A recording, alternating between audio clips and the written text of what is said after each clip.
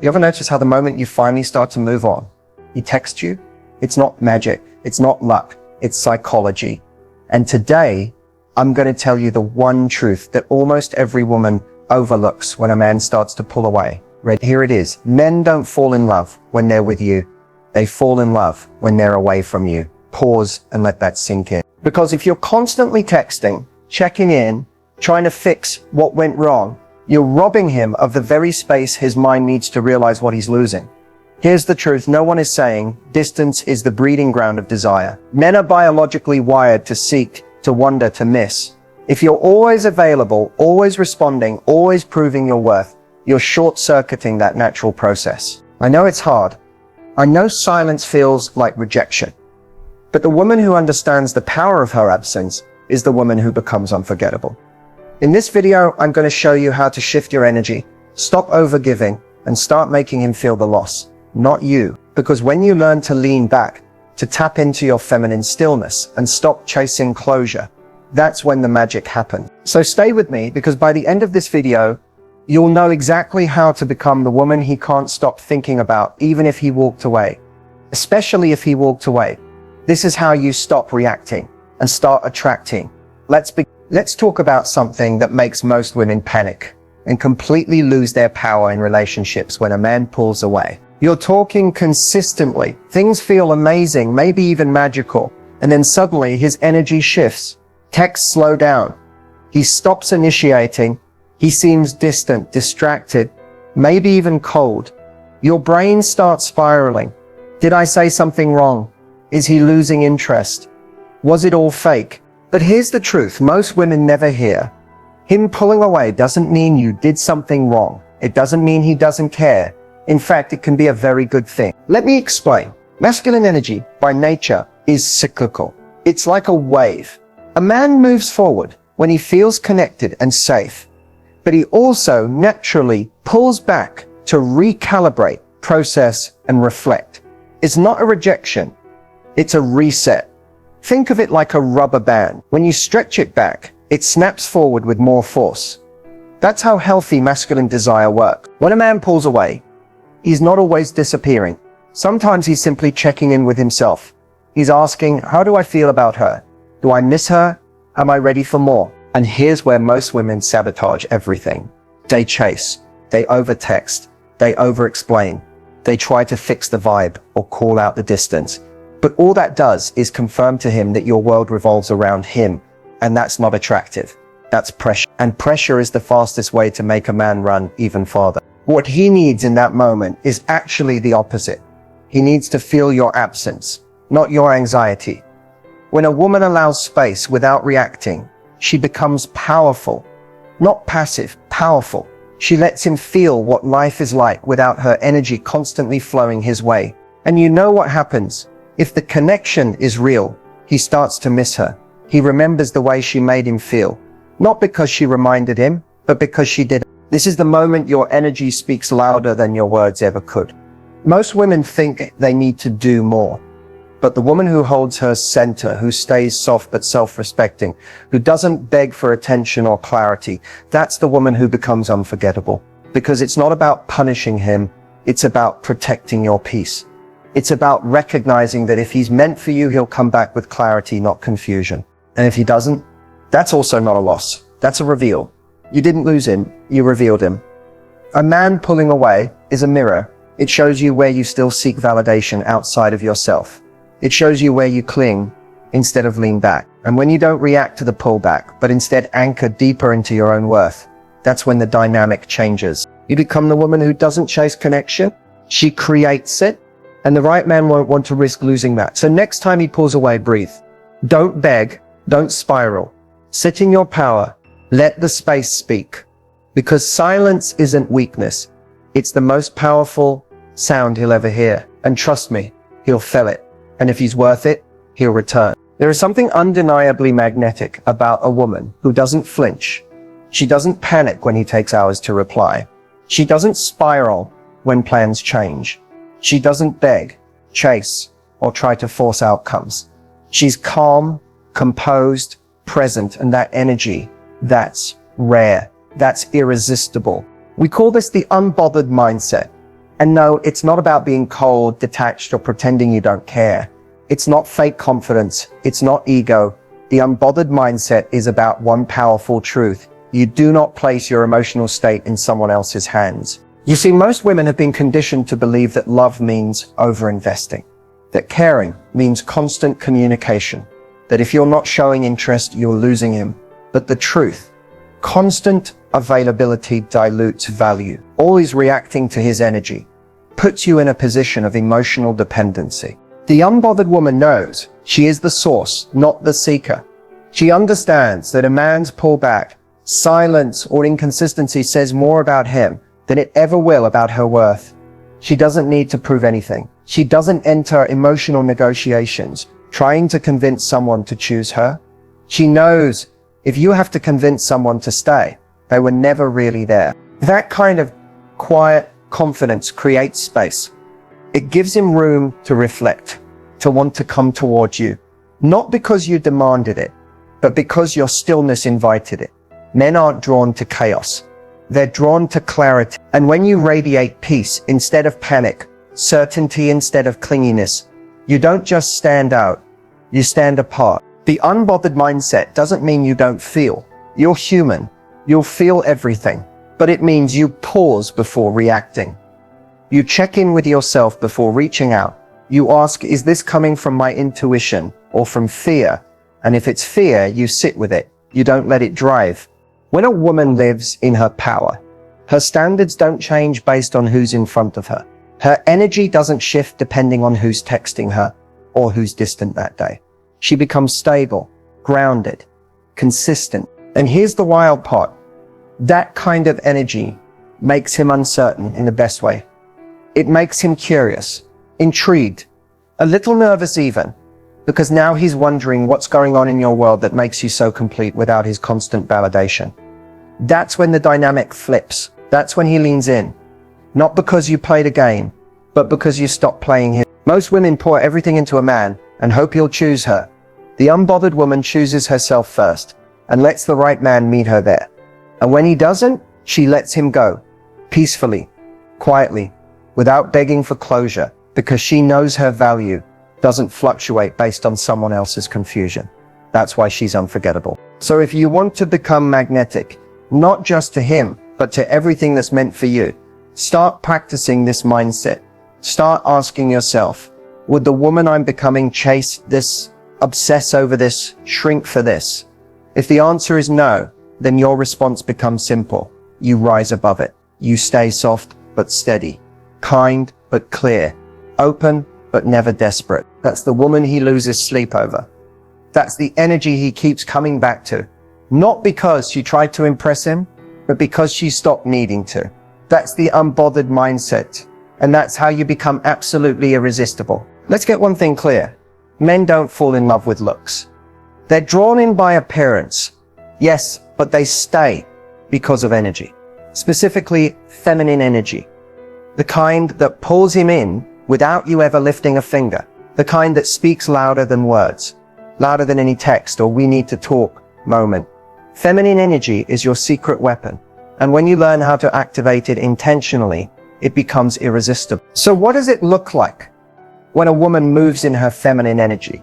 It's not about being submissive. It's not about shrinking yourself, playing small, or being overly agreeable. Feminine energy is about flow.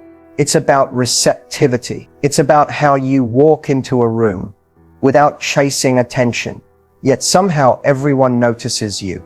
It's about softness with strength, openness with boundaries, warmth with self-respect. And that combination, it triggers something primal in a man. It wakes up his instinct to pursue. One of the most powerful feminine moves is leaning back, not passively, but intentionally. It means you stop trying to direct the relationship and start allowing space for him to lead. You let him initiate. You let him show up. You receive not because you can't give, but because you know your value doesn't depend on effort. It depends on energy. Another feminine energy move, presence. Put your phone down when you're with him. Really listen, laugh fully, express emotion. Let him feel your aliveness. Feminine energy is rich with emotion, depth and expression. not moodiness, but vibrancy. Men don't crave logic in love. They crave feeling. When you're present in your body, grounded in the moment, and unapologetically expressive, he doesn't just notice, he remembers you. Then there's mystery. You don't need to spill your whole life story in one night. Keep some things for later. Feminine energy doesn't overshare. It invites curiosity. It lets him lean in, ask questions, work to know you. You don't perform, you reveal yourself slowly, layer by layer. The woman who doesn't rush to impress makes a man wonder what's beneath the surface. And that curiosity creates desire. Body language is another subtle yet powerful feminine energy move. Relax your shoulders, breathe deeply, uncross your arms, move slowly, make eye contact, then look away. Smile when you mean it. Touch your neck or collarbone while listening. Not in a forced, manipulative way, but because you're in tune with your body. That embodiment is sensual without trying to be sexy. It's the energy that says, I feel good in myself. And that's what draws you in. And lastly, standards. Yes, this is deeply feminine. Knowing what you will and won't tolerate, calmly expressing your needs, and walking away when something doesn't serve you. That is feminine energy in its most grounded form. A woman who values her peace more than she fears losing a man. She's intoxicating because she's not afraid to lose him. She knows she'll never lose what's meant for her. And lastly, standards. When you combine these moves, leaning back, presence, mystery, body language, and unshakable standards, you create a field of energy that men don't just chase. They respect, they crave, they remember, because it's not about manipulating him into wanting you. It's about becoming the kind of woman who naturally activates his desire, not through effort, through essence. Feminine energy doesn't ask, do you like me? It silently commands, you're lucky to be here. And that, more than anything, is what keeps him coming back. So, he's back. Maybe it's been days, maybe weeks, maybe he ghosted completely. And now, out of nowhere, he sends that, hey, or I've been thinking about you message. And your heart skips, right? You feel a rush of emotions, confusion, excitement, validation, maybe even hope. But before you respond, breathe. This moment right here, it's where most women lose their power. Because the truth is, what you say and don't say when he comes back sets the tone for everything that happens next. If your instinct is to flood him with messages, to get answers, to instantly forgive just because he reached out, that's not connection, that's reactivity. And men feel that. The most powerful thing you can do in this moment isn't to prove your worth with words. It's to hold your energy steady. So what should you not say when he comes back? Don't lead with, where have you been? Or I missed you so much. That might be how you feel, and that's valid. But that language puts him in the position of power. It shows you are waiting, holding on, and whether you realize it or not, it rewards his inconsistency. Don't jump into explaining your feelings or asking for clarity right away. You don't need to perform emotional labor for someone who left. If he wants back into your life, he should earn his spot with consistent effort, not convenient check-ins. Also avoid the cold, punishing energy of sarcasm like, oh, look who decided to show up. That might feel good for a second, but it closes off the emotional openness you've worked so hard to cultivate. Now, let's talk about what to say instead. If you're open to hearing him out, keep it neutral, graceful, and self-possessed. A simple, hey, nice to hear from you. What made you reach out? Is powerful. It places the responsibility on him to initiate meaningful dialogue, not just test the waters. If he offers a vague message like, I miss you, don't jump into the emotional pool. Instead, respond with something like, I hope you've been well. Short, calm, collected. It shows you're not angry, but you're not jumping back into fantasy mode either. And if you're unsure about your own feelings, that's okay. You can say, I've been focusing on myself. I'd have to think about whether reconnecting is aligned for me right now. That sentence alone will stop him in his tracks because now you're the one deciding, you're the one with the power. What makes this so effective is that it reflects high value energy. You're not playing games, but you're also not giving instant access to someone who once chose distance. Let him feel that. Let him feel that your world didn't fall apart in his absence. Remember, how you respond teaches people how to treat you.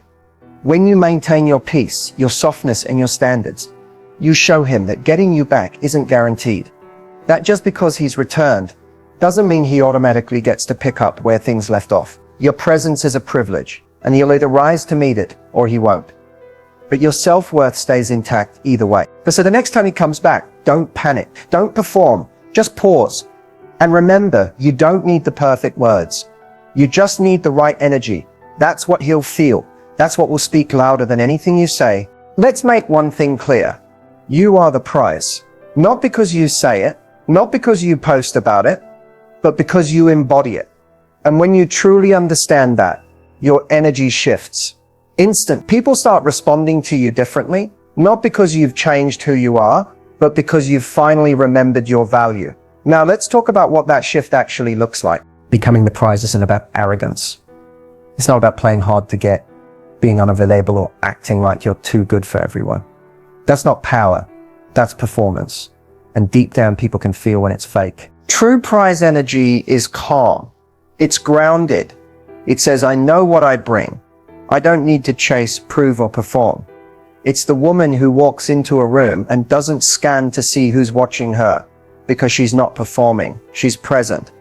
And that presence is magnetic. The shift starts when you stop asking, does he like me?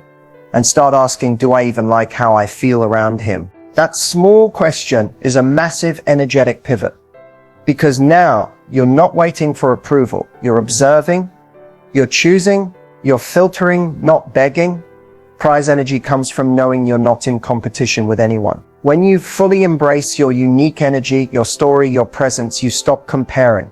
You stop overanalyzing what the other girl has. You realize no one can do you better than you. And when you shift into that mindset, it becomes less about whether he texts you back and more about whether his energy aligns with your peace.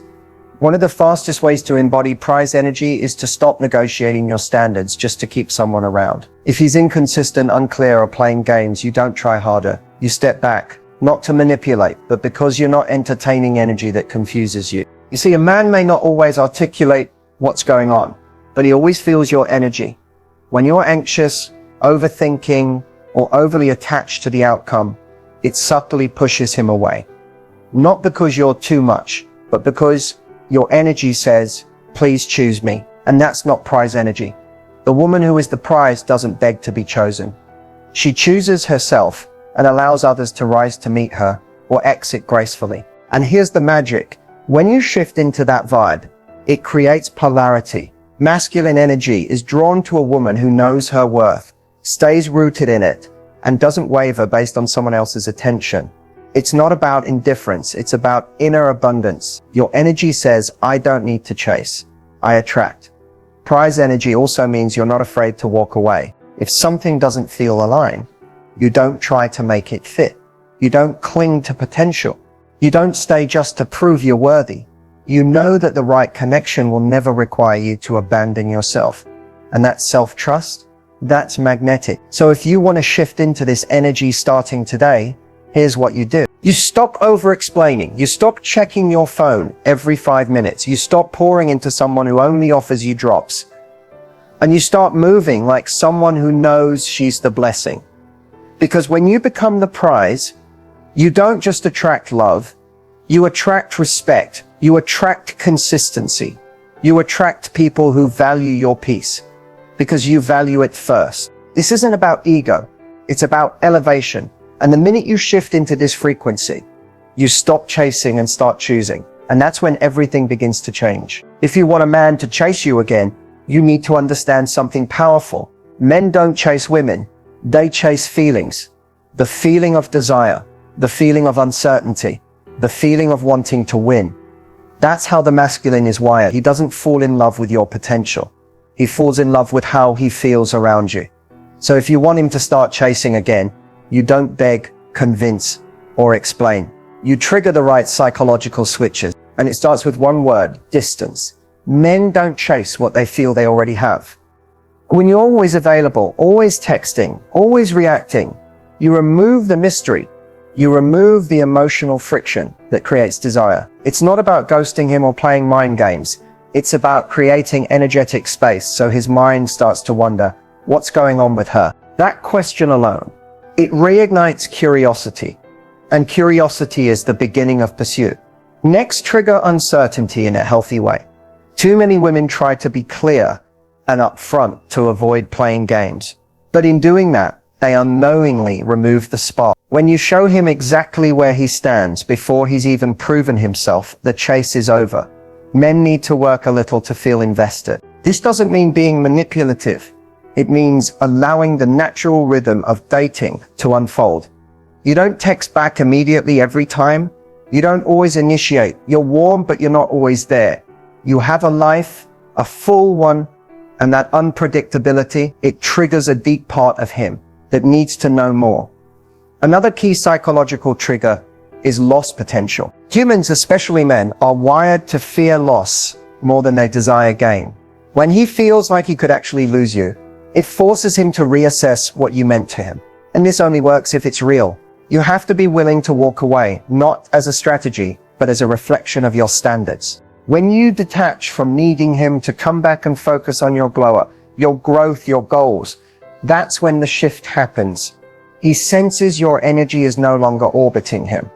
And suddenly the power dynamic flips. You also want to tap into what's called selective availability. You're not cold, you're not rude, but you're not constantly accessible either. You don't always pick up the call. You don't always respond with a novel. And when you do talk, your vibe is light, positive, unbothered, not robotic, but free. That energy makes him think, wait, she's happy without me.